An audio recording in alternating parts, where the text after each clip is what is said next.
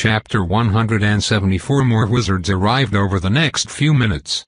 Alden answered questions and accepted compliments while he showed off the spread. Kabir was explaining the sweets. People circled the table, making approving comments about the fertility of the planet and the efforts of the ones who'd provided the food.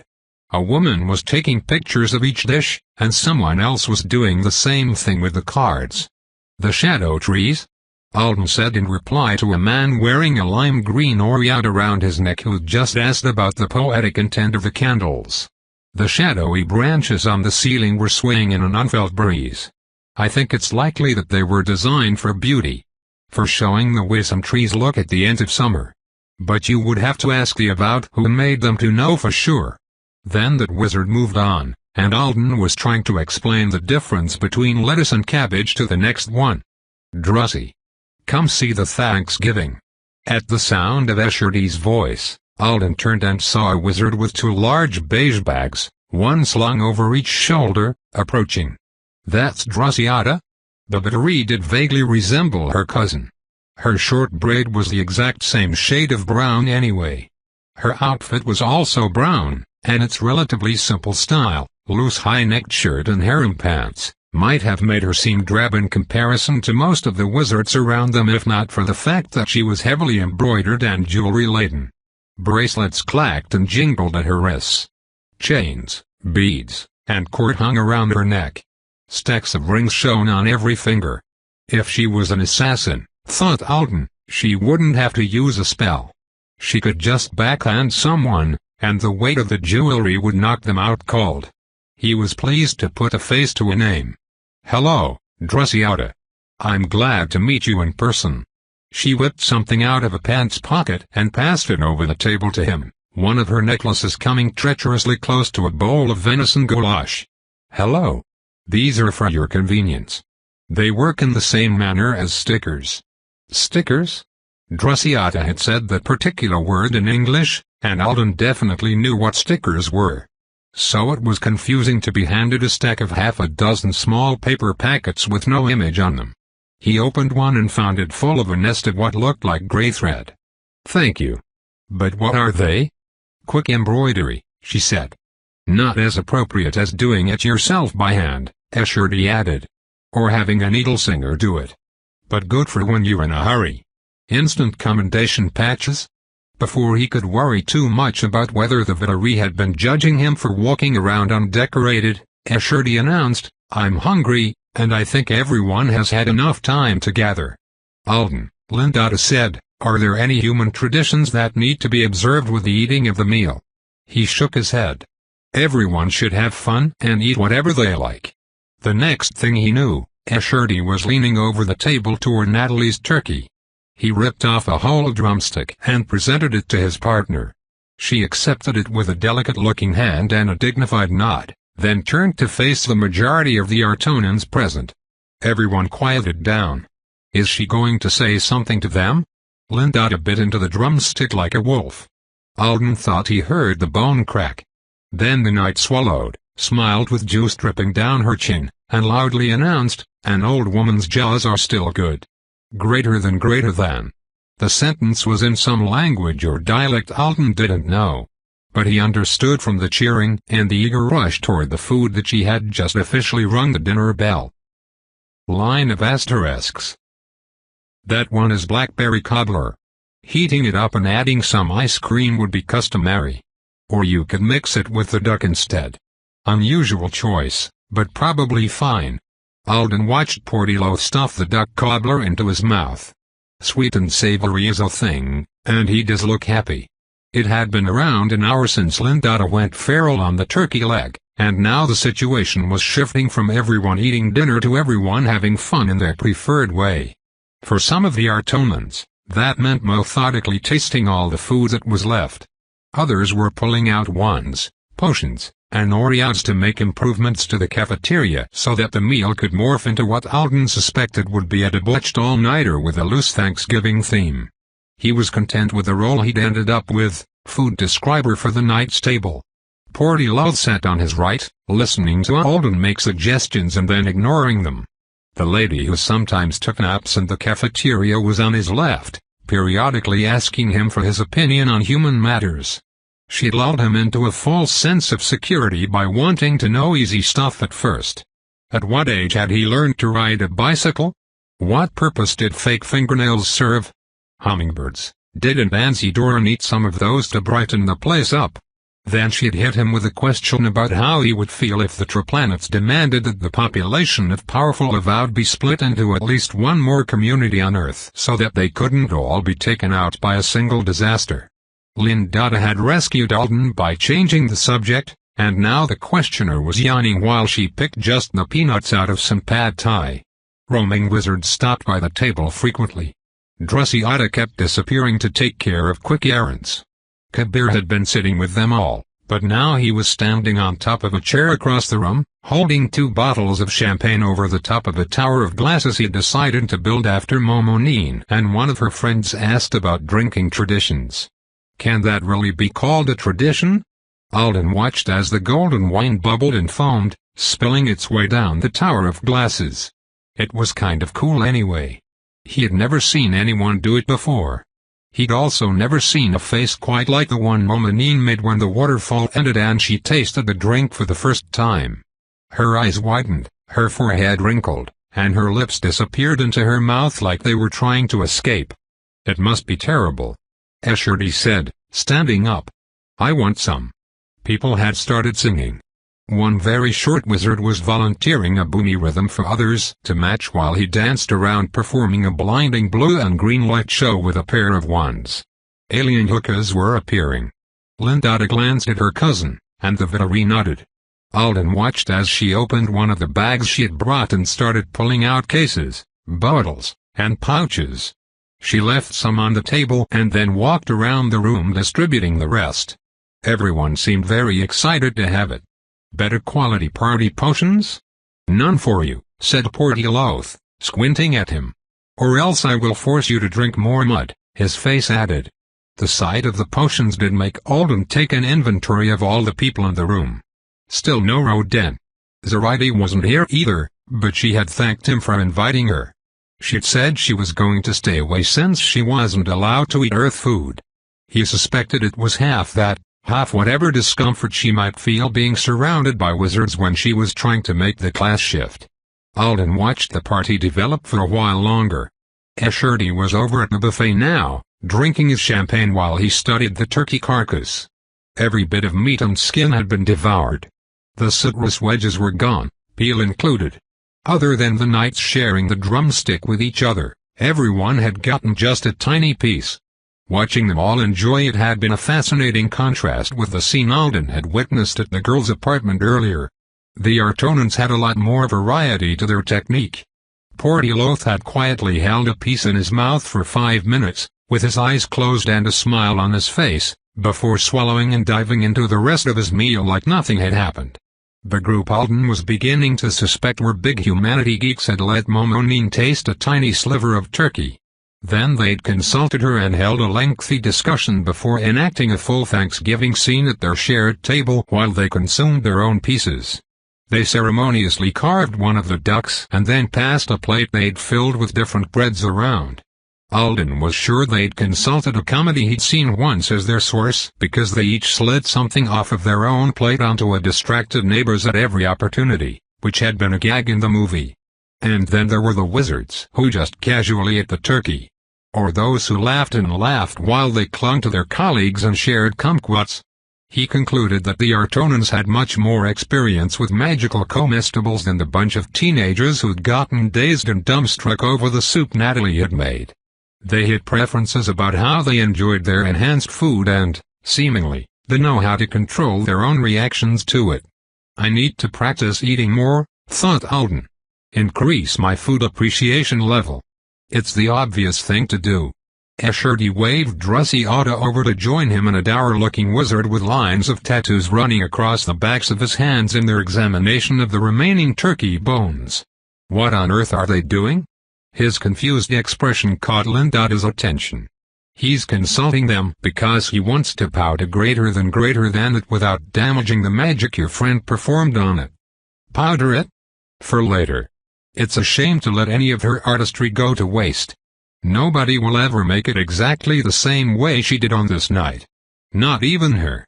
That is the nature of the skill, and it is worthy of appreciating.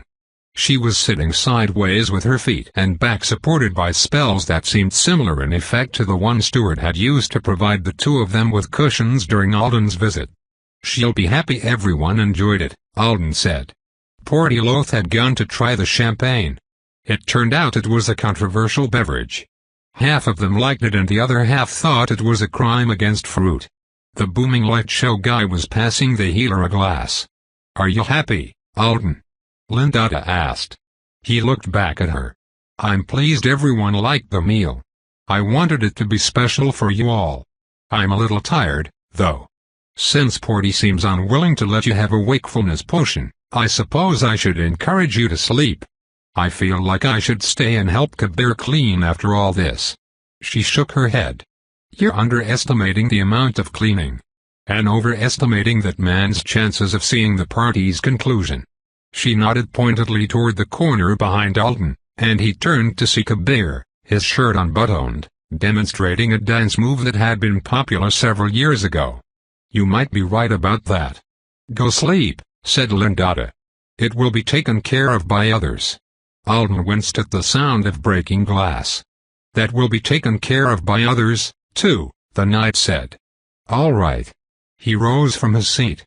Just one thing left to do. It took him forever to fix a tray of food.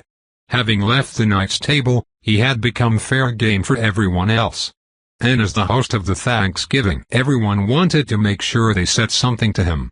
"Wasn't it just the other day when they were all acting like they were afraid to talk to me?" He added a mooncake to the tray while a pair of wizards tried to hint something to him about how their young twins were absolutely fascinated by humans and they supported their cultural curiosity. And what did Alden think of that?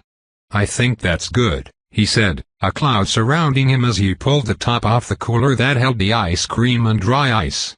The wizards went away so happy, he worried for a second that he'd given his human stamp of approval to something he didn't understand. They seemed nice, so I doubt whatever it was could be too out there. He selected a single-serving carton of white chocolate pretzelmit, then headed for the elevator. He remembered Rodin, just a few days ago, pressing all the buttons, telling him he could have 20 floors and then nothing. "I suppose a conversation must be had since you insist on it.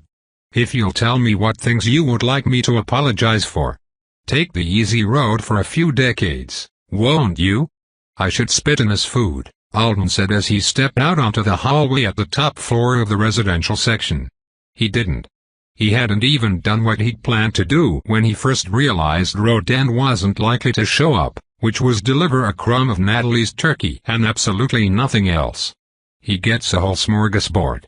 Matadero Thanksgiving isn't about my shoes with a single wizard.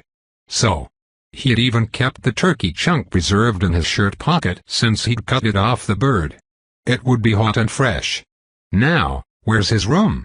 Dropping preservation on the turkey and targeting Rodin to find him was an option, but not an option he liked as much as just knocking on every door in the long hallway. He got started on the job. About halfway down, the sound of a door opening drew his attention. And Artonin was backing out of one of the rooms. On television, the wizard usually wore somber gray or brown, but tonight he was wearing a coat in a cheerful egg yolk color with gold embroidery, and matching jewelry pinned up his hair. So Alden's first impression was of an alien he didn't know, in high spirits and dressed up for the party. "Excuse me," he said. "Can you tell me where Whirly Rodin's room is?" It was only when they were a couple of paces apart and the sound of his own name was coming out of the man's mouth that he realized who he'd just asked for directions. "Alden," said the wizard, looking him up and down. "Ambassador Bashnor." Alden's heart had stopped beating, but he was smiling. Because smiling was the default social machete, and his face was stuck. "What is he doing here? Is he supposed to be here? Am I supposed to say something about what happened or say nothing or call Drusiada to come punch him with her rings or, how wonderful to meet you unexpectedly? I've wanted to apologize to you for the trouble you endured at my residence," the ambassador said. "That must have been very frightening for you." "I'm fine," Alden replied automatically. And apology isn't necessary. Yes it is. He is the bastard who was so petty he didn't talk to me about my evacuation status just because he didn't want to have to say congratulations to a rabbit. He thinks Alice Art commended me because she was focused on people like him. His shock at the encounter was fading. He tried to read the situation. And found he couldn't. Bashnor's tone of voice was a mystery. It felt like it fell somewhere in between warmth and bored recitation, in a valley that Alden was unfamiliar with. Was it intentional? Careless? And her tone and vocal quirk he hadn't encountered before that he was interpreting completely wrong? No, said Bashnor. Two narrow strands of gray-brown pink hair, a color that reminded Alden of earthworms, hung in front of his ears. I must say I'm sorry. I blame myself for overestimating the ambassadorial assistant's ability to prioritize greater than. The tone was still uncomfortably obscure, but at least the words themselves were clear enough. Zoraida and H did well, Alden replied. It was the avowed who were to blame. She fought bravely to protect me. She did her best. Bashnor's smile was understandable, too. It was so patronizing that Alden's hands tightened on the tray. Such an innocent greater than T, surrounded by monsters. Bashnor tilted his head. If I scurried greater than around on foot doing chores by hand, that would take me moments with a spell. No. A better example. If I slapped an enemy who was trying to kill a child instead of using my full strength. He lifted a hand, flared his fingers in and out rapidly, and a sharp metallic-looking thing appeared hovering over his palm. It looked like a crown made of ice apex. Alden was pretty sure it was a spell effect generated partially by his rings, but he couldn't swear it wasn't a solid object. Would you still say I had fought bravely and done my best? Alden's eyes were fixed on the ice epic crown. It disappeared suddenly and he blinked, refocusing on the ambassador's face. It doesn't matter, Bashnor said dismissively, that hand flicking through the air as if he were shaking the spell off. I'm only relieved you have survived our failings and our foolishness. He looked at the food Alden was carrying and raised an eyebrow for Rodin. Yes. Bashnor kept one eye on the tray and pointed the other toward Alden's face. Loyalty and care are qualities that any wizard would appreciate in a servant. But don't burn yourself out, as humans say, by giving those qualities to a type of fungus that's only edible for a day greater than like Rodin. It doesn't surprise me that he's too lazy to get his own food. I had to come all the way here because he was too self-important to answer a message. Does he expect me to reply to that? None of the replies in Alden's mind right now felt safe considering Zoraida's warning about Bashnor's nature. Intolerant of slights from people weaker than him. Be a normal rabbit. One of my friends asked me to make sure he tasted what she'd cooked. Surely that was neutral enough. Bashnor groaned. He's made such a spectacle greater than since he arrived, hasn't he? Unsurprising. He's in the room I just left. He gestured behind him. Your little Thanksgiving idea is so charming greater than. I suppose I shouldn't complain about Rodin sharing in it. He smiled again.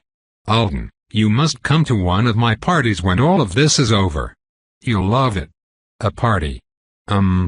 All the rumors are true, Bashnor said in English, his tone finally shifting to one Alden fully recognized, a conspiratorial whisper. Alden shifted his weight, trying to think of something to make the interaction even slightly less awkward. Does he think every avowed hears rumors about him the second we set foot on Anzidora? Unfortunately, I'm a busy person right now, the ambassador said. Have a good night. You too. Leave. You're scary, confusing, and Kuringi at the same time. Why do so many people like hanging out at your house? Bashnor started to step past him then stopped. Alden's muscles, already tense, stiffened even more. High on his bicep, his oriau tightened so much it felt like a tourniquet. There's no way to unmake the terrible experience you had, but here. Buy yourself something to warm your mood. He walked on. Alden stood still, facing the end of the hall. When he heard the elevator doors opening, he slowly turned to see Bashnor, hair jewels winking in the light, stepping into the car. He didn't glance back to see Alden. His smile was gone, his expression distant and irritated. As if Alden had vanished from importance just that fast. When Bashnor was finally gone, he made himself take a slow breath. Then he took in the system notification for another second before banishing it. Argol received, 300,000. Line of asterisks. Back already, Bash? I can't wait to hear what magnificent thing you've found in the past few breaths that might tempt a more potent wizard to follow your whims greater than Sleyca. I brought you food, Alden interrupted in a neutral voice the second the door opened a crack. My friends wanted me to thank you for helping with the Bunker Street problem. No, said Whirly Roden. Alden stuck his sneaker in the crack just in time to prevent the door from shutting. Then he blew on the piece of turkey he dropped on top of the savory food plate before knocking.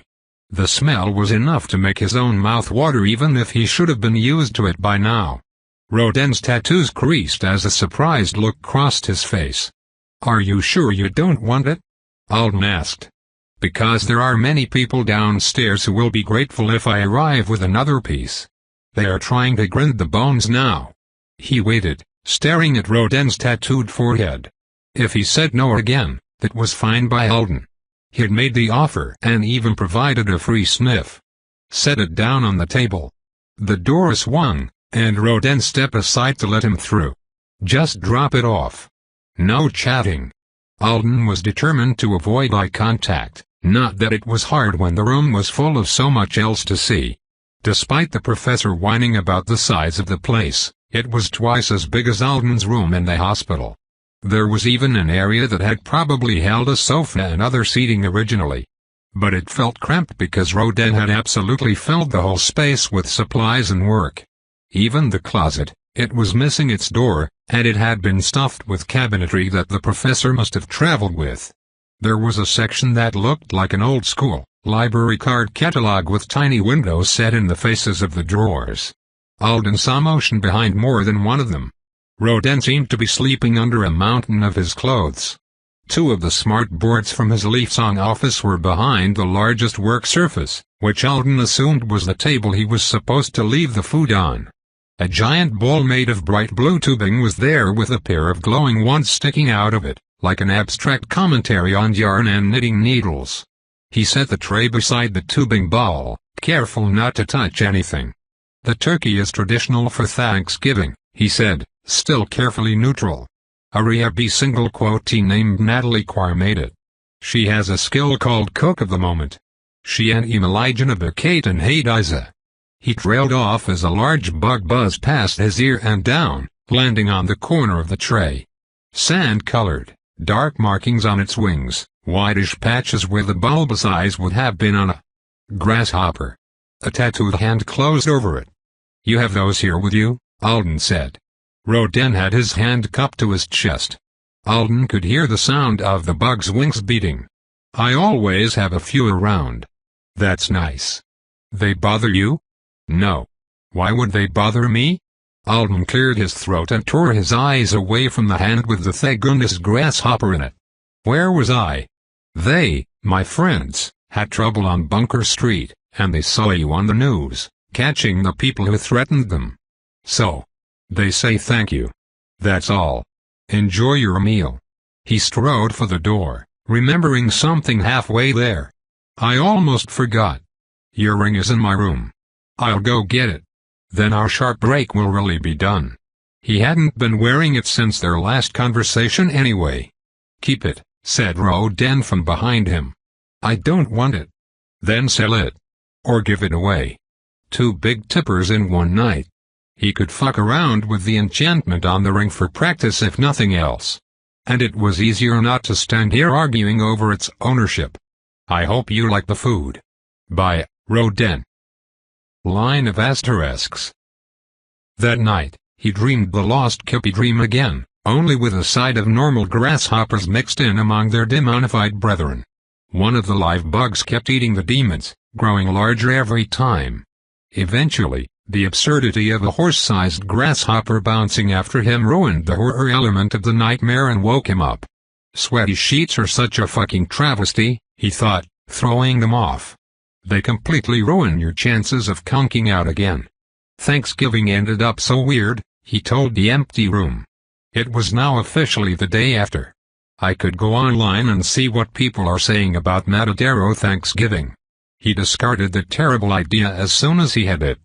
I could look up that little shit Winston and see if he has apologized like I told him. He stomped that one out of existence, too. Yesterday had been so high drama. All I wanted when I woke up was simple stuff. Today he had gym. He could possibly go to convo class with Kelly the grad student as well, but maybe he'd give his fame time to cool off instead. That would be a smart thing to do. Who am I kidding? I just want to play with my earring for as long as I can. And? He rolled out of bed and put on his sweatpants, his complimentary hospital socks with the grippy bottoms, and a plain blue t-shirt. Then he sent a text to Bo and Jeremy informing them that Matadero was compatible with loungewear. They wouldn't be awake yet, especially on a Friday off from school, but he looked forward to doubling down on the claim when they called him later. He went to the cafeteria. They did clean, he said, thrilled at the sight of a spotless room. And? They refloored it. Some people might find sod flooring in the middle of a building impractical. Those people had no sense of adventure. Alden was betting that the tree candles and drugs and the camaraderie of celebrants had somehow made this all seem like the thing to do at the end of the night. He strolled across the blackish-green grass, and when he reached the kitchen he found it just as clean and grassy. Cool. It took him a while to find everything, but it was all still there. Fresh lima beans, ears of corn, a specific variety of sweet onion. System, he said, as he looked at it all spread out on one of the counters. Is it okay if I film a cooking video in here? Yes. Thanks. He set up his tablet. The place where he positioned it was only marginally important, since the Artonan device could do multi-angle filming. Hi, Kibby. He said, holding up a tomato. This is an earth plant. I've got a recipe from my grandmother, and I'm going to cook it for first meal. It's called Sleyca. Chapter 175. The call came late in the morning, and if it had been almost anyone else, Alden would have ignored it.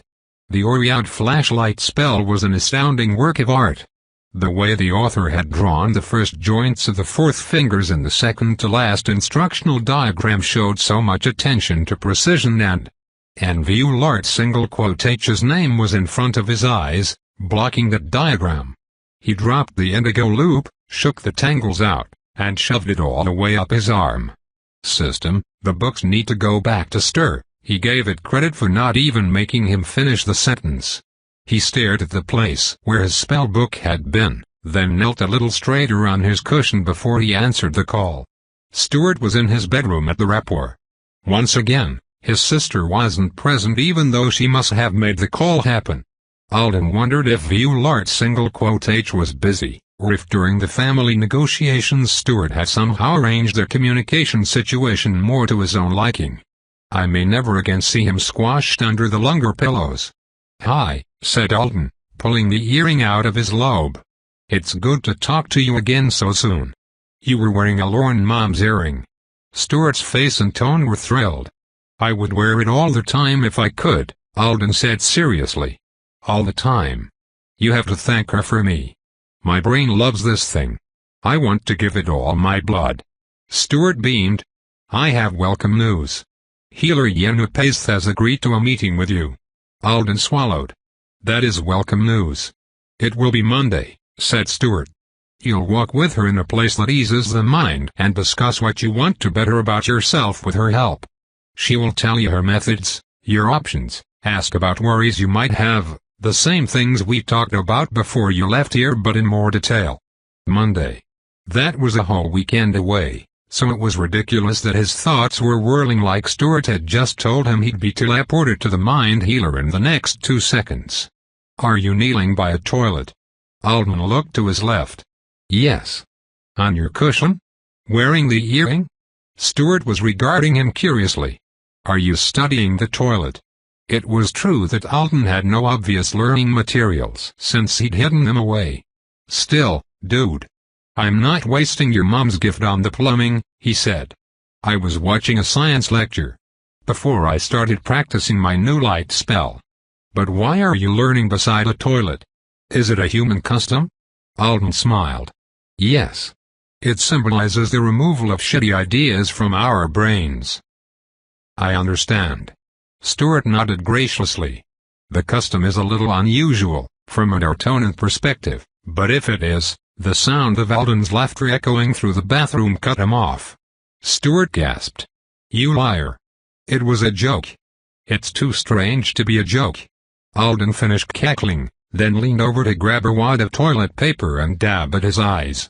I'm studying in here because it's peaceful and private. There's nothing that strange about it.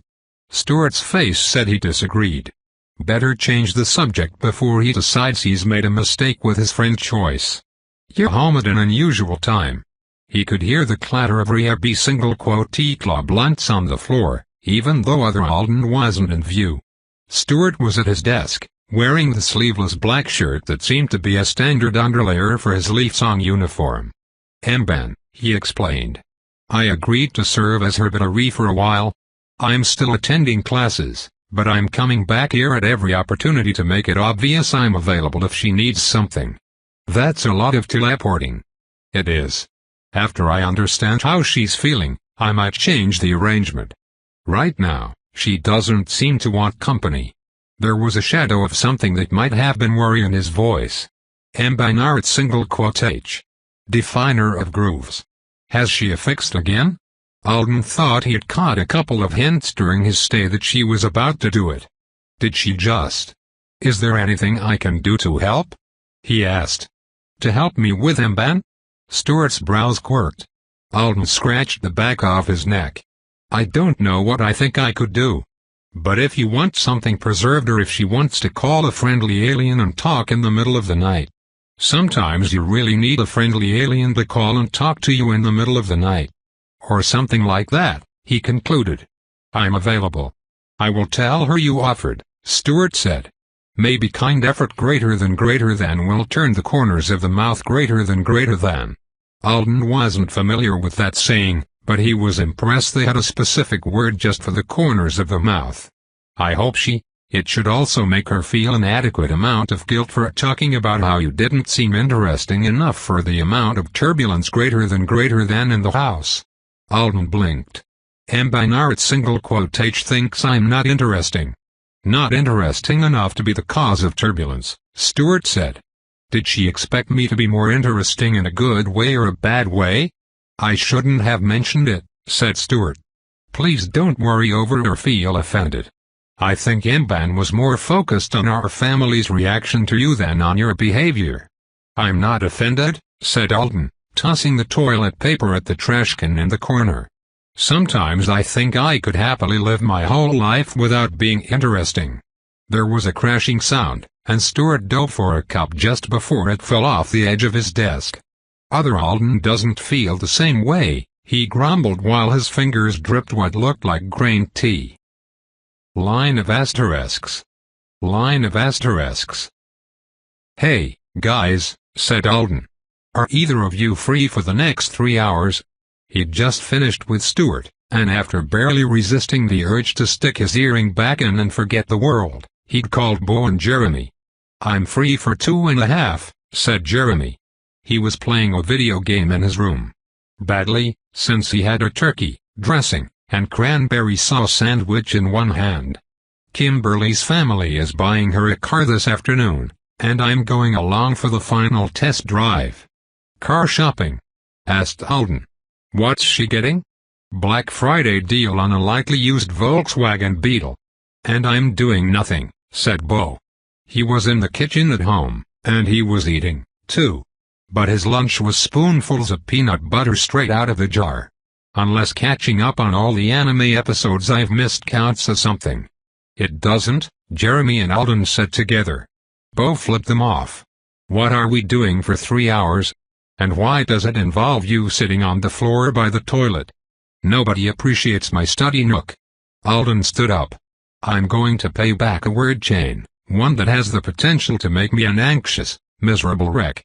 The double peace of mind debt was weighing on him. You want us to watch you be a miserable wreck for 3 hours? Bo asked. Are you sure that's... No. I want you to distract me so that I don't become a miserable wreck. Please ignore me if I seem tense while we spend all of the apology money the Artonan ambassador, who is a creep, gave me last night. Yes, said Jeremy, perking up. Finally. You're going to take my advice and buy. Not a luxury penthouse, said Alden. I don't know what one costs, but I know I'm not spending that much. Then maybe. I don't think a motorcycle is ideal right now either. How much money will we be spending? Bo asked. 300,000 Argold. Jeremy started choking on his sandwich. Bo shoved up his glasses. He was smiling, but in a way that said he couldn't believe what he was hearing. You want us to help you blow almost $1 million in 3 hours? Don't you think that's slightly too expensive for an anti-anxiety measure? Bashnor told me I should spend it to warm my mood, and he called me a poor little Riabi single quotee surrounded by monsters before showing off a very lethal-looking spell. My first idea for spending his money was to buy several 100,000 cheap toy rabbits so that I could have a helicopter drop them on his head. No, said Bo.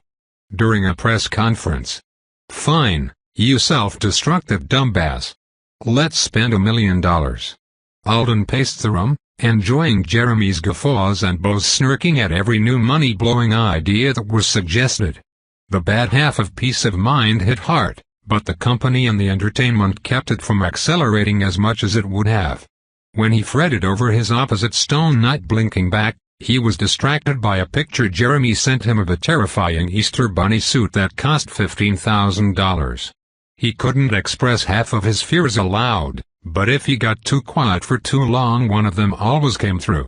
With the bunny suit, an Irish castle he would never be able to visit, or a cat tower so large he'd have to take all the furniture and the bromeliad out of the living room in his dorm apartment to fit it in. The absurd suggestions were interspersed with more serious ones, and finally Alden decided to be serious. Let's give it to charity. Most of it can go to ones we like, and maybe a little can go to one Bashnor would hate if he ever knew. Okay. What charities do you like? Bo asked. Not that one Jeremy found earlier. What have you got against giant wolves for Illinois? Jeremy asked. If it was giant wombats. Oh. Bo, does the zoo take donations? I'll check. It was so much money, and it was so exciting to make a list of recipients. They were playing that what if I had $1 million game you never really thought you'd get to play. And the three of them were still having fun researching organizations while Jeremy rode shotgun in Kimberly Martinez's future car. You're supposed to be paying attention to the car, Alden said, laughing as Jeremy completely ignored his girlfriend's questions about whether or not he heard a rattle coming from the back seat. Alden. Kimberly called. If it was me, I'd get $100,000 in cash. Stick it in 20 envelopes and pass them out to people who I saw being good people. Like a random act of kindness for the randomly kind. That sounds like so much fun. But you really need to be paying attention to your car, too. We're going to cut you guys off. No. The two of them said at the same time. You could donate to 100% Swim, said Jeremy. Join Skiff in making sure Chicagoans are water ready. You could buy enough pizzas for...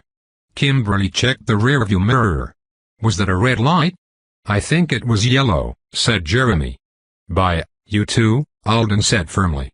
Text me more ideas when the car is stopped, and it's impossible for you to cause an accident. He hung up on Jeremy. The random cash for random kindness really does sound cool, he said. Do you guys want to do that? Us? You're the one making the donations. Bo's hand was propped on his chin while he scrolled websites.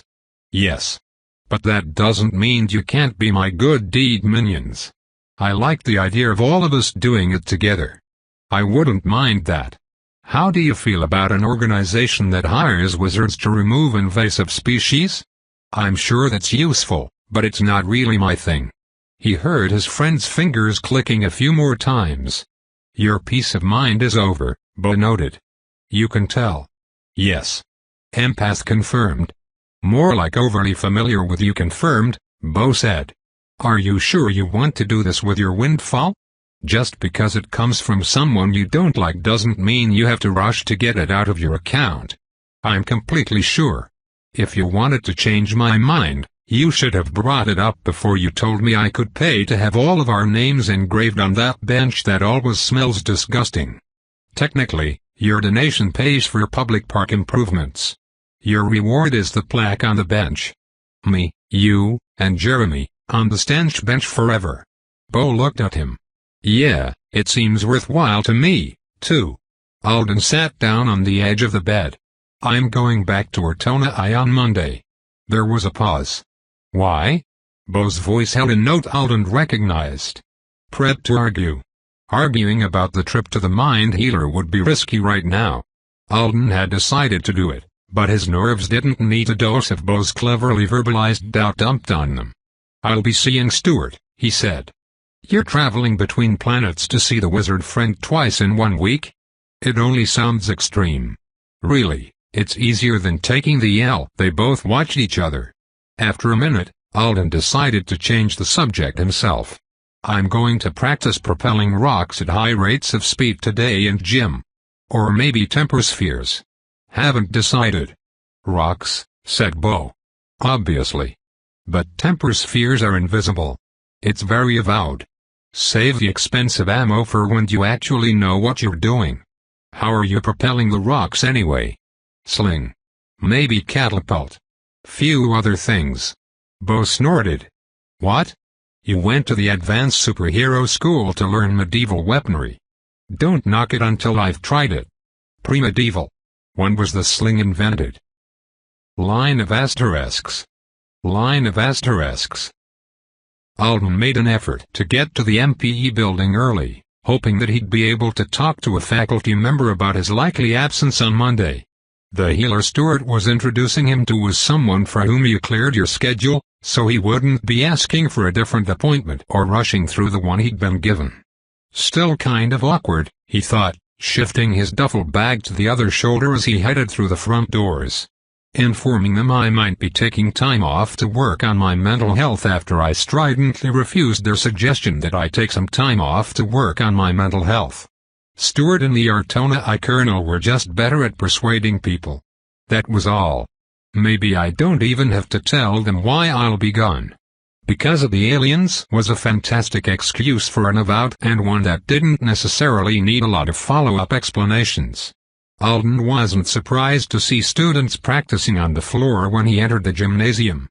It was only empty during the periods between classes when it was being set up for the next group.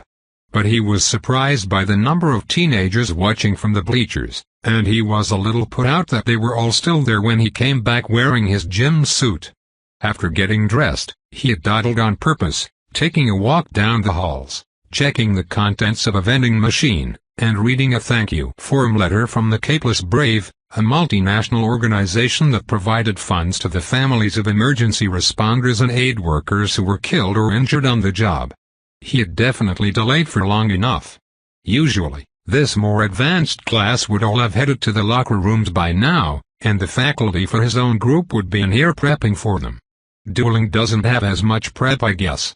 He watched the class for a couple of minutes, trying to figure out why so many people, most of them wearing uniforms that marked them as students from the other two CNH programs, were observing right now. It didn't seem like a special event, just a general combat class, playing a violent version of Capture the Flag. Look, you two. That's him. The Matadero guy. The excited whisper came from behind Alden, and he looked around to see two girls and a boy, all with the words Anisidron Forever written on one cheek with face paint. Did they like it? One of the girls asked, taking a step toward him. What? The wizards, she said. Did they like all the food? Yes. Everyone seemed to have a really good time. I offered to paint some of the vegetables for the cornucopia, but that Juniper first year wouldn't let me, said the other girl. Jupiter. Sorry about that. I have a grandmother who was born in Trenton, New Jersey, said the boy. Alden had to think about that for a second. Maybe he's trying to tell me he has a special connection to the holiday, or to me, by virtue of being 1/4 former American. Cool, he said. Nice to meet you all. Sorry, though. I've got to go to— No, don't tell them where you're going. What if they want to follow you and ask questions about the cube? To a place and get ready for my class. It's starting soon. He hurried away. When he was sure they weren't watching, he ducked into the storage room under the bleachers. Relieved to find it free from curious observers, he started preparing some options for the evening's duels while simultaneously monitoring his most recent messages to make sure there hadn't been any problems with his donations. Giving away nearly $1 million wasn't something he did every day, and he felt nervous about transferring such large quantities of money.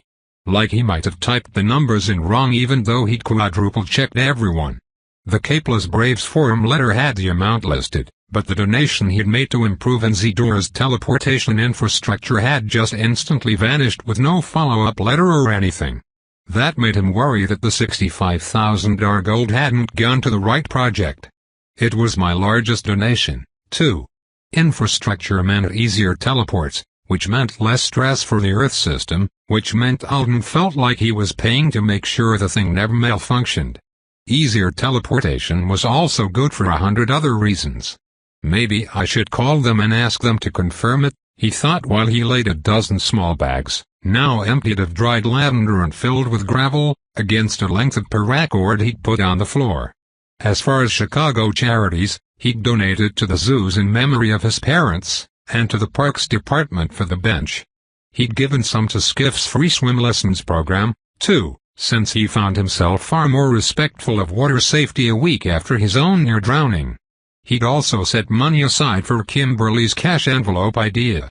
On Nzidora, he'd anonymously sent $15,000 gold to an organization in F-City that provided classes to low ranks who wanted to level. And he'd bought gift cards for self-defense schools and firing ranges. A lot of them. He was donating most of them to the Warren. They definitely wouldn't be the most popular freebies in rabbit intake, but Alden would have the pleasure of imagining some future unlucky rabbit getting a commendation for shooting a demon with the training he'd paid for. Thus annoying Bashnor. Long-term revenge. But still satisfying. And, finally, there was the birthing center in Nashville.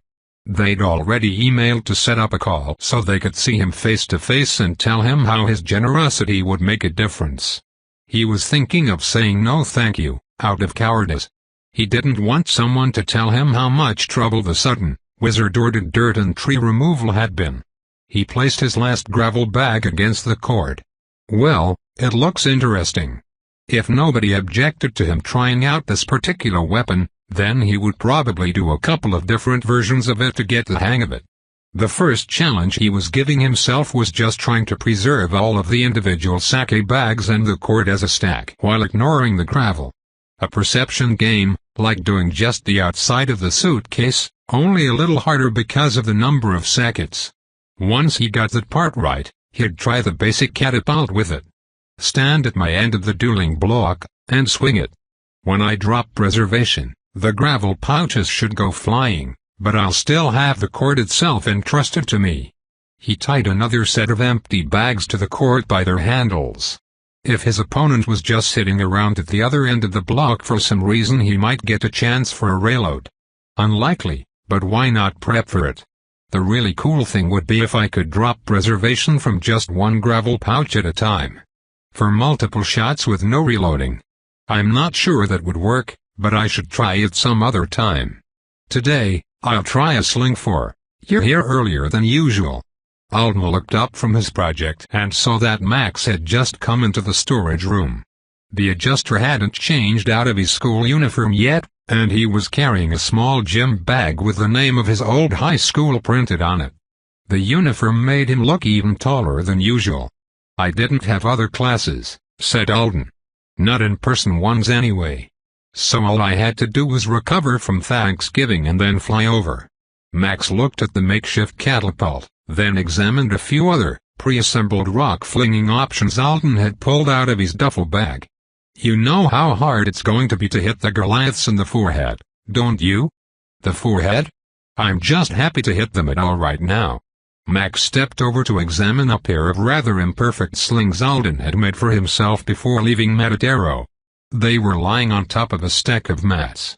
He poked the longer one with a finger. "What's with you and the Artonans?" he asked. "Blunt. I'm sure you really were seeing a healer at the cube. But they wouldn't usually keep you as long as they have, would they? And they early teleport off the bridge." Alden dragged his duffel bag toward him and started looking through it for other options.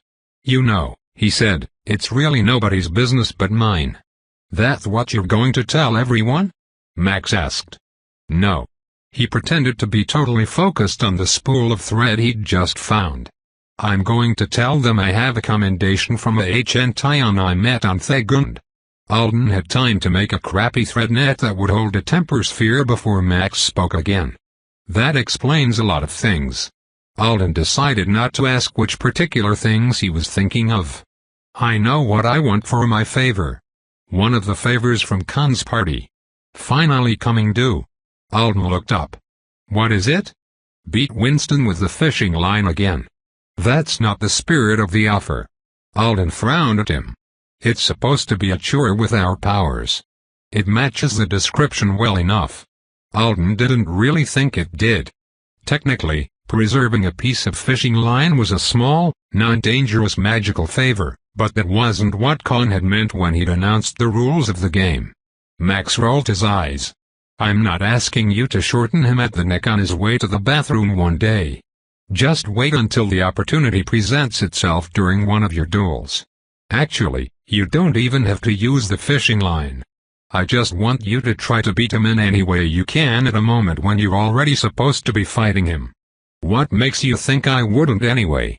Alden asked. "You almost never try to beat people."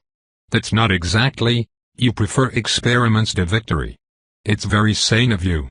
You've already got 6 different ways to use your skill for throwing rocks that you want to try out today, and that's with them limiting what tools you can use." He touched the sling again.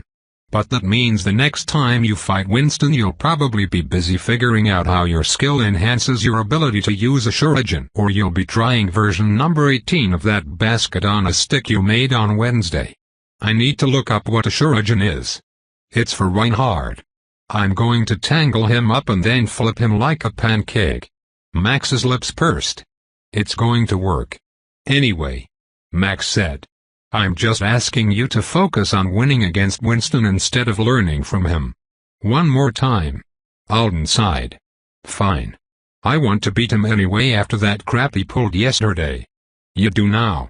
They're not going to pair you two up today, though. They'll give you both time to cool off. Winston will just simmer in resentment, but you'll actually go back to ignoring him. Maybe. I'm still feeling a little vengeful." He'd avoided looking at social media all day because if Winston was talking out of his ass about Eshurdi again. "I'll make an effort," he confirmed. "But no promises on my success." "Why do you want me to do it, though?" Max had very obvious problems with Winston. And as pissed as he'd been yesterday, Alden still hadn't missed Winston's public proclamation that Alden was the best B rank in their class. But Alden was sure Max would rather beat the speed brute himself. It wasn't impossible with his traps.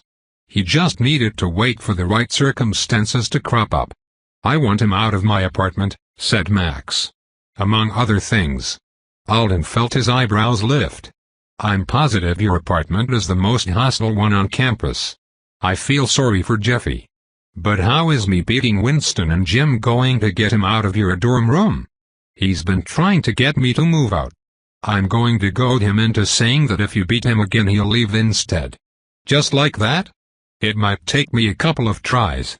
"Only a couple to get something that specific out of him?" For about the 10th time, Alden was really relieved he tricked Lexi into being his roommate. Max headed over to the shelf that held the drones he sometimes practiced with. "Is that other class still on the floor?" Alden asked. "They just finished, and the locker room is full of them. That's why I'm in here. They were so late, and they have an audience." "What's that about?" "It's an observation period for students considering applying to the program. Thankfully they won't be watching us. The school schedules those periods to coincide with the advanced classes. Mystery solved. Now, how do I want to manage each fight after the rocks and spheres are thrown?"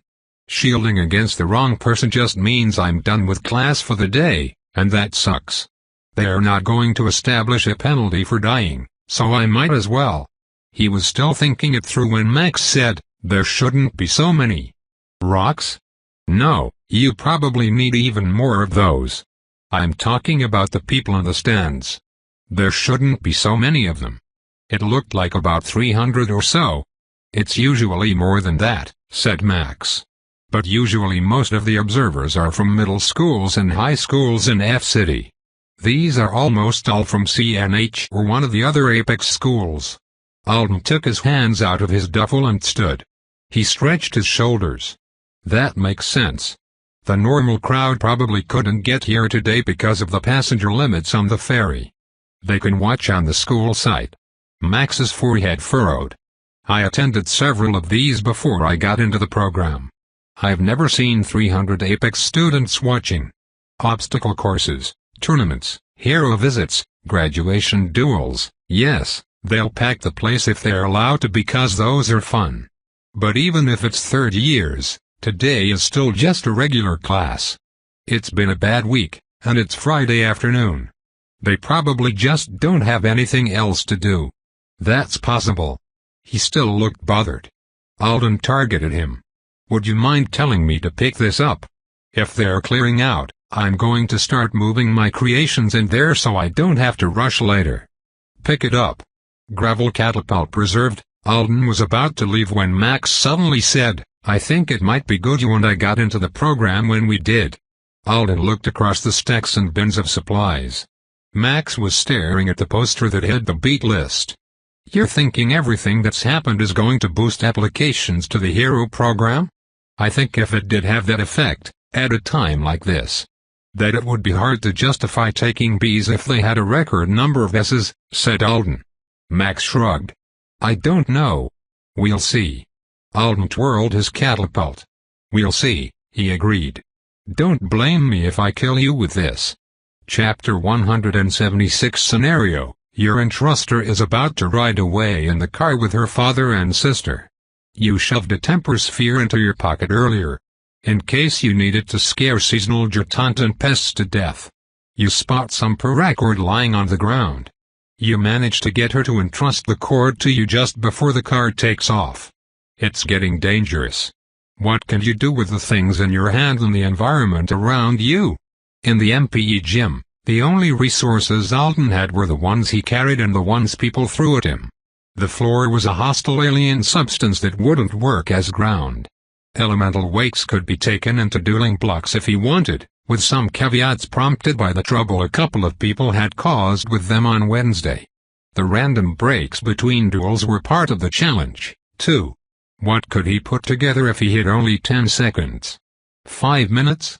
Here at the beginning of class, the wait in between fights could fall at either end of the spectrum.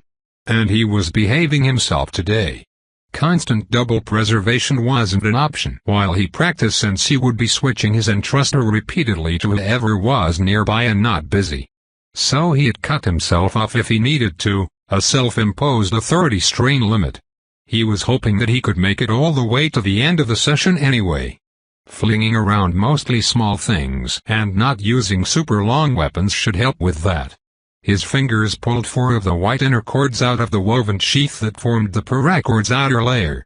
Out of the corner of his eye, Alden spotted Hoyu and Lucille entering the dueling block nearest where he stood in the prep and practice area. "I want to watch that one." He reminded himself that the footage would be available later and turned his attention back to his hands.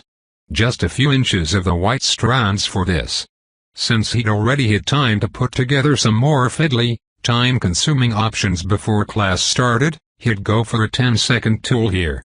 He draped the white strands over the top of the temper sphere and pinched them closed around it.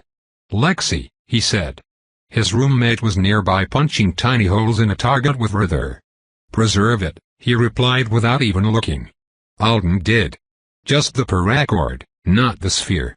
The bulk of the cord was in an oval coil he could grip like a handle. A 3-foot strand extended out from it, and then the white strands emerged from that, forming a cage for the translucent orb. He waved it around, getting a feel for it. Preserved, it was basically the same kind of ball launcher people used to throw farther when they were playing fetch with their dogs. It's definitely simple. He went through a few different throwing motions, careful not to drop preservation yet, overhanded, swinging it like a bat, sidearm. He was trying to imagine what would happen if he released the sphere at different points. Finally, a couple of his classmates got called to duel, and the area in front of him cleared. He tried an overhand throwing motion again, with more force this time, and at what felt like the top of the arc, he stopped shielding the cord. It went lax and fell, but the temper sphere, freed from its cage, shot up and out to hit the barrier at the end of the practice area. Wow! Distance is easy to achieve. The spheres were slightly larger than golf balls. Deceptively heavy.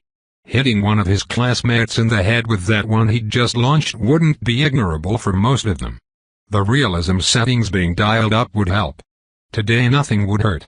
Just movement restriction again.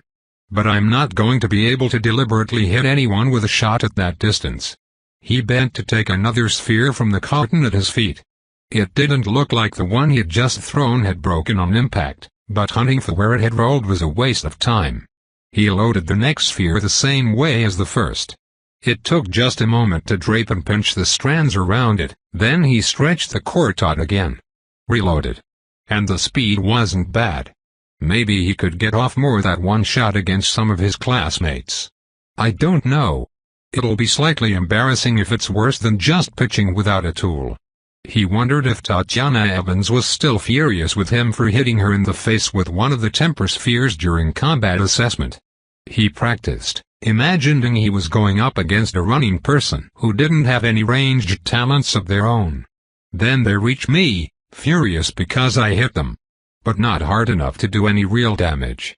And I hold them off with the paracord until time runs out or I yield. Or die. Depending on who they are. He had to consider what shielding cost him in duels. A repeat of his instant loss to Marshall was no good. As long as the instructors didn't get annoyed by it, he'd rather just not protect himself with his skill when someone was almost certain to land a blow like that on it. It wouldn't be very fair of them to complain as long as I'm trying something else educational. He set aside the ball launcher. It really wasn't that bad. Especially when he reminded himself that he could fling a bowling ball exactly the same way with only a little more authority strain. Possibly an invisible bowling ball. Several invisible bowling balls. He decided that any time he successfully smacked someone with a sphere or some gravel, he'd pretend he'd gotten them with a more substantial piece of ammo instead. And there were a couple of situations he thought he might end up using the larger elemental weights for. He practiced with one of his slings next. He had a long Balearic-style one he'd found a design for online. He wanted to try it out in two different ways, swinging and preserving the whole thing, projectile and all, for a perfectly timed and aimed release. Or swinging and then preserving just the projectile. As long as he didn't screw up and drop the preserved rocker sphere, he thought he should be able to take it out of the sling and then hide it in his hand and deliver it directly to someone's face. That would be pretty effective against most people. Dueling Block 2, Opponent, Heloisa, Strength Brute, incapacitate your opponent. Kills, allowed. He looked over to where Heloisa had been practicing roundhouse kicks against a dummy that turned different colors depending on how badly she'd hurt it. She sprang into the air in a split jump and waved at him eagerly. She's going to be so disappointed when I don't let her punch the hell out of my shield. Line of asterisks. MPE Notes, November 23, 2040. Dog Ball Launcher. Pros, very easy to make in a hurry, not difficult to use. Once I switch from ranged attacks to close ones, it's just a stick with extra pointy pieces on the end, and that's not too complicated to handle. Cons, can't preserve the projectile. If I double run the skill I could. But not end gym. Modifications to try for DBL. For temper sphere, invisibility will be useful when my aim is better. For gravel, definitely easier to get a hit with several pieces at once, harder to quickly make a cage that the pieces won't slip out of. Solve this. Try again, with elemental weights to see how far they fly. Sleyca loss. It would be good to practice the sling against her instead. Doesn't seem to want to hurt you through the fight, just stood there kicking whatever I threw at her back toward me until the last few seconds. Can't afford to let her hit one of my shields early in the class period either. She's a willing target. Don't throw spheres at her next time. Too expensive. She's found out they're tough to break and she takes that as a challenge. Rebecca draw. I think she was taking the opportunity to try something with her jumps. Easy enough to dodge and then she messed up and overshot me when she was going for the last second win. I should try a fishing line Weapong against her at some point. She's more likely to slam into it than most, and I want to see how it compares to taking Winston's hit. Tiet loss. Obviously. Might try to shield against a dart if I get to fight her at the end of a class. Gravelpult. Well, now I know what this is good for in the gym. Scattering gravel all over the place makes randomly dispersed ground element.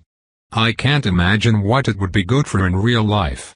It's just an oversized version of dog ball launcher that requires more focus to preserve correctly. Having additional containers or pre-made nets attached to a rope for easier loading of ammo is good, though. Hoyu loss. I don't know why I hurled the gravel at him from the wrong side of the block during the territory game. It was 0% distracting for him. Stop grinning at me like that, Hoyu. I'll use it the right way next time. Staff sling.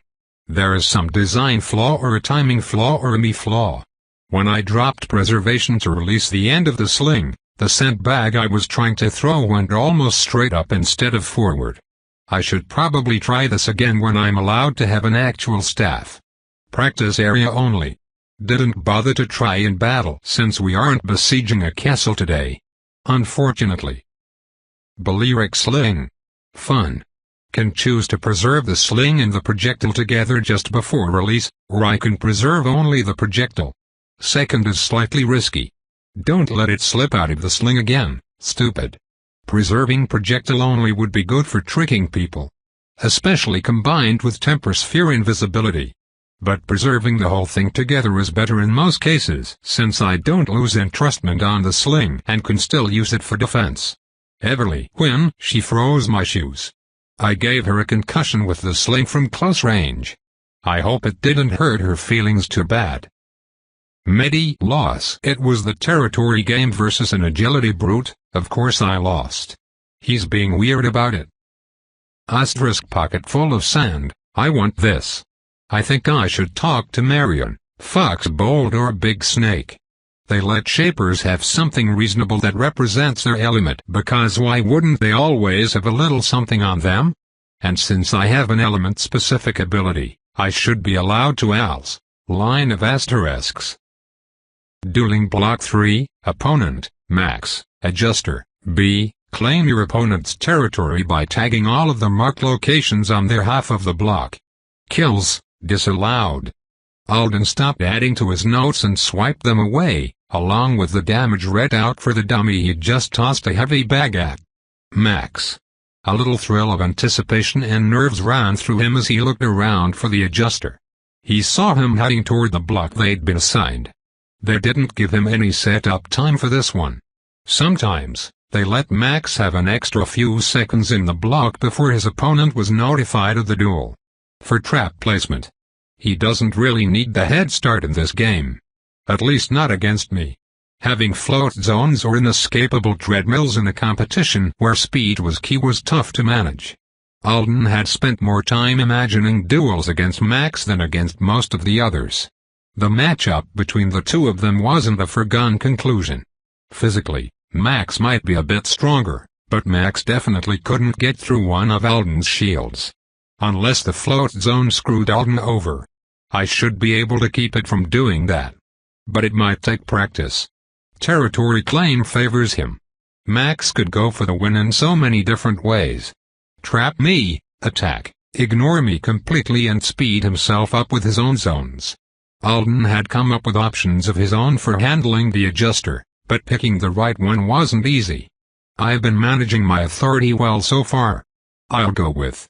He looked over at the bag he'd just hurled into the dummy. A little extra weight wouldn't hurt. and his enhanced hands were getting better at tying stuff together on the fly. Line of asterisks.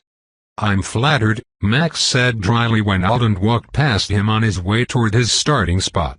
You should be. This is the largest weapon of the day. Max raised an eyebrow. If you actually manage to hit me with that, you might break my neck.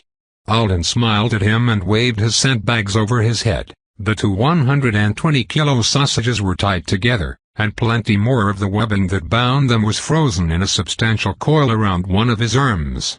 He didn't really want to hit Max with the sandbags unless it became the thing to do in the heat of battle. But if Max assumed that they were meant to be used as the giant hammerhead they resembled, good. While the timer to the duel's start counted down, Alden set his sandbags beside his feet and considered the layout of the territory squares on the floor. The block for this duel was around 3/4 the size of a standard basketball court by his estimation, and the squares on the floor would be identical on his side and Max's. The game would be 3 minutes long. According to the rules, you had to tag each square on your opponent's territory with a body part, usually a foot, unless you were having a really bad time. Once you tagged the 10th square, 10 more would appear in a random pattern, one at a time. Tagging the 20th square on your opponent's starting side before they tagged 20 on yours was a victory. Injuring your opponent was fine, but killing them meant you had to go run track until Klein felt like forgiving you. Deceptively hard. That was what Alden had decided after watching a lot of rounds and participating in a few himself. Tagging 20 squares in 3 minutes wasn't a problem. They were sometimes even arranged conveniently. Alden had already spotted the cluster he would end his first round on, assuming there was no interference from Max, 4 squares grouped in the corner that could all be tagged with a couple of steps. But there would be interference. Probably. Start. Alden lifted and preserved his burden in a single motion. His skill protected the webbing from the weight of the bags. He positioned it over his shoulder like a hobo's bindle and dashed for Max's side of the block. From this point on, he knew it would mostly be action and reaction. Ideas would seem stupid or brilliant after the fact, but the only ones he could really take pride in were the ones he had thought about and planned for before the start signal. He was still trying to decide if he liked the way close matches went here in the gym. He thought maybe he did, or he would when he knew his own abilities and responses better. When he'd done it so many times that right decisions got baked into his bones and he wasn't constantly being surprised in unfortunate ways, they would be fun. Now, he crossed the midline onto Max's half to see the adjuster wasn't running yet. Instead, he was casting the spell Alden had thought he would. Treadmill zone. Satisfaction. Annoyance. Alden's foot tagged a square. He ran at Max, swung the bags toward him like a hammer turned sideways, and dropped preservation so that the bags flew, trailing a line of webbing behind them that was still connected to the supply in Alden's hand. Don't stop, he told himself. Another square got tagged as the bags thudded onto the floor and rolled toward the place Max had just vacated with a sideways lunge. The coil of webbing unspilled rapidly. Alden almost didn't adjust his grip in time to avoid losing it. Preserve. Lift. He ran at Max again. Max's hands hadn't stopped moving. His mouth hadn't stopped moving. Spell impressions helped you focus, and he might have been the best in the class at refusing to be interrupted no matter what. I saw him casting while he was falling off the wall on the obstacle course that time. And here he was now, casting and sprinting while Alden was levering the bags up again, over his own head again, down and forward toward Max again. Don't die, Max. Don't fall apart, knots. Don't snap, rope. Max ducked, and the bags sailed over his head. Alden re-preserved his webbing at once. Heavy. He had caught the sandbags before they hit the floor this time. They strained against the preserved webbing then settled, momentum spent. Shouldn't smash them around more than I have to. He wasn't completely confident in the knots he had tied at the last minute to add the second bag to the first. He'd been in a hurry. But throwing them around played into Max's impression that they were primarily a weapon. If he thought that, then maybe he wouldn't decide to change tactics. Alden managed to catch a territory square with the very edge of his shoe as he reached the spot where the adjuster had docked. It was empty. Max was 2 strides ahead of him, arms pumping instead of casting as he ran for the other side of the block so he could start tagging Alden's squares. He got the spell finished. Just one zone, but it could be anywhere. Max often cast them directly in front of where he was standing, which made it tempting to imagine up there, but that was a trap too. He could put them where he wanted as long as it was in range. Stop chasing him. Alden stopped and swept the thing that wasn't a weapon side was hard for one last attack. The preserved line slapped into Max's shoulder and stopped. He ducked under it and glanced back. Can't I drop the bags on him from here after all? That might be, and before the thought could be completed, Max was 1 step farther ahead. Out of reach. Squares. Alden set the bags on the ground. Dropped preservation. He was closer to one side of the dueling block than he'd planned, but it didn't matter. Speed was what he needed now. He ran around the sandbags in a circle, leashed to them by the end of the webbing still gripped tightly in his hand. When he'd hit every square in range, he grabbed one of the loops tied around the bags like a handle and preserved. Those 4 squares in the corner. He ran toward them. He ran toward them. He ran toward them and went nowhere. Found the trap. He felt a rush of excitement. It was only a single trap. He had managed to keep his tool in one piece without losing entrustment, and Max wasn't nearby. The treadmill was wild. He couldn't travel more than a single step in any direction. Some people could jump or run out of it, not Alden. He set the sandbags down again, outside the treadmill zone he was caught in. He looped the webbing hastily around his left arm, gripped it, and tugged against the weight, trying to use it to pull himself free. Nope. Unsurprising. He had thought more force would be required. He just hoped he'd brought enough. He preserved again, lifted the sandbags over his head, and flung them hard ahead of him before dropping preservation. 240 kilograms sailed forward beyond the limits of the trap, and as Alden's breath caught, the weight yanked him off his feet, into the air, and free. He hit the floor in a decent roll and stopped himself quickly. My arm is super broken. Elated with his success, he slapped 2 squares with his unbroken arm and scrambled to his feet. The suit was applying a movement restriction, but only to his arm and shoulder. The plan was to use his legs now, nothing else. He tagged the last 2 squares, and a new one appeared only a step away. He sacrificed a fraction of a second to take a single look at Max, not to worry about how much progress his opponent had made, only to make sure he was still over there, running around, instead of heading back this way and casting spells. As soon as he saw that was the case, Alden took off. I'm not slower than him. Max had speed zones, but he had to cast them. And he had to choose to cast them here, in this duel, instead of in another one. He'll think the trap was enough to stop me. I have to go all in. Alden sprinted from square to square, running as hard as he could. 14. 15. Don't look again.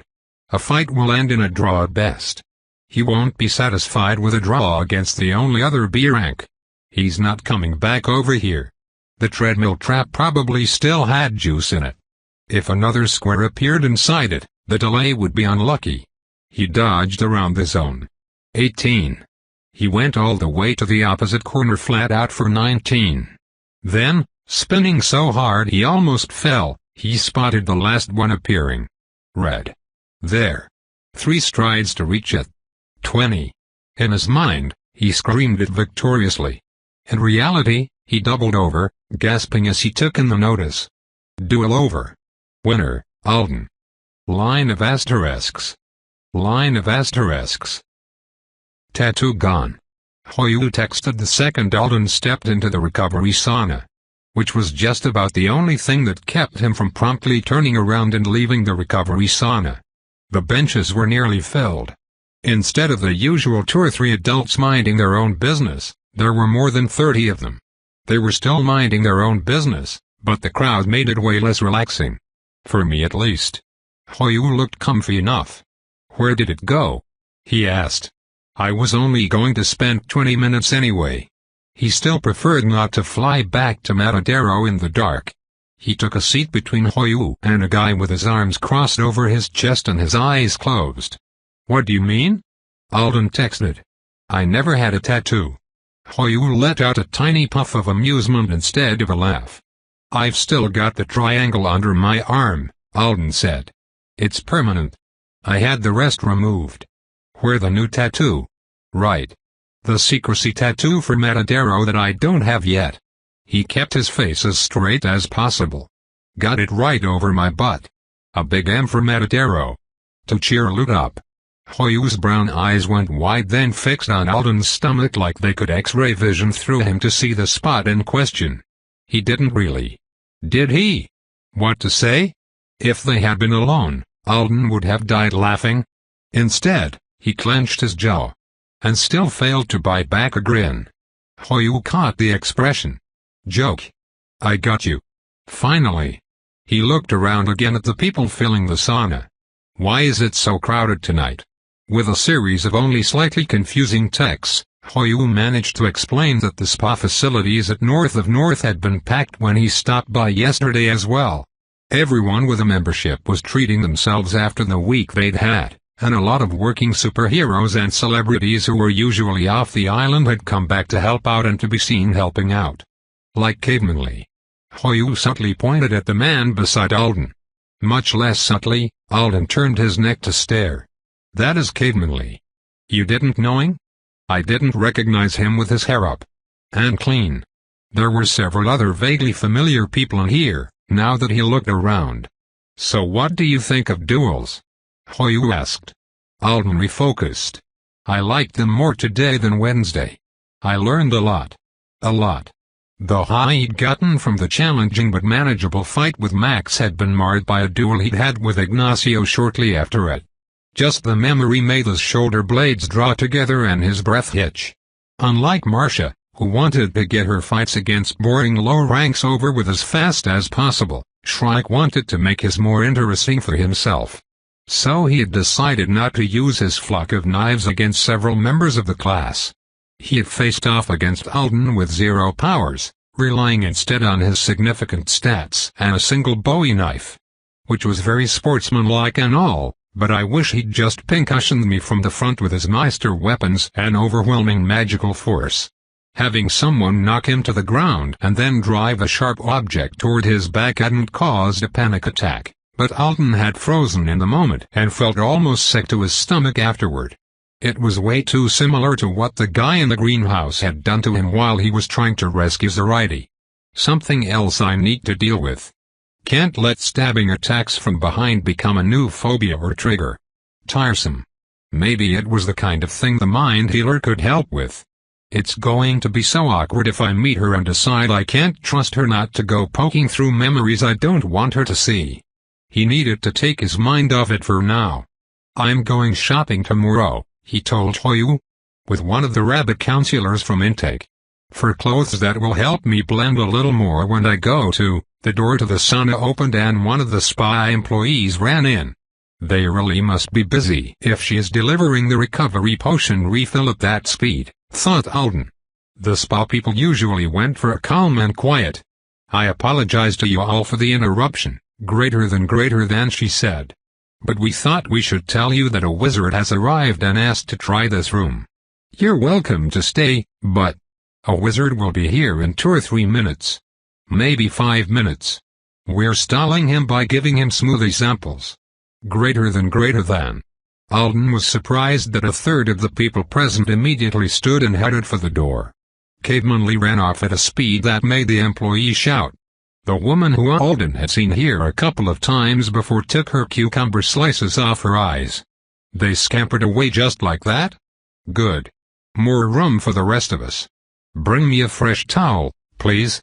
She started to replace her slices. It's one of the generals.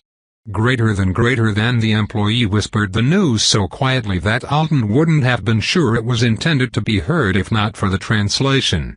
Alden exchanged a glance with Hoyu. Is this my fault? He wondered. Maybe Drosy oughta told them I was in a room full of heat and healing magic fumes, and one of them thought that sounded like the best idea ever. Cucumbers frowned. A couple more people stood up and left.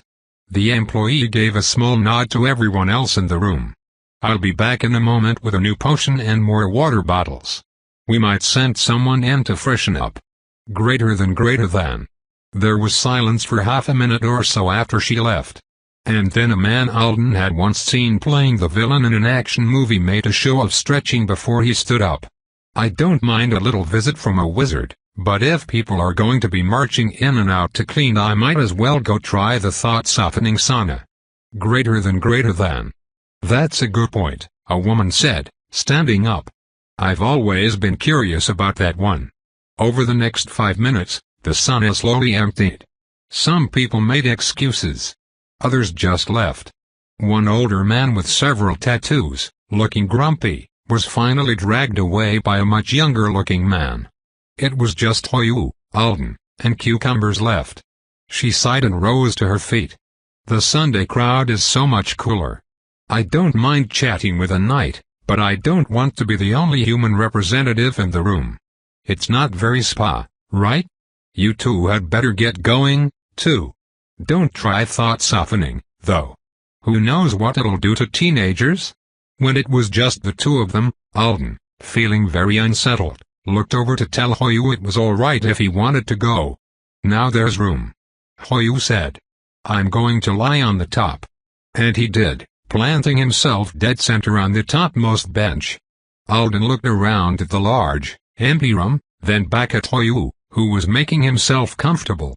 The employee hurried back in with a potion. She stared at them. Are we allowed to have cucumbers in the sauna like that woman? Hoyu asked. It says no food, but I really want one. Which of the Tions is it? Asked Alden. General Lesherty. Her frown was worried, her voice nearly subaudible. You two should leave. He's heading here now. Greater than. Why would I leave? Alden replied. He is nice, I have his nonagon, and I need to ask him about a corn snake. Tope continued.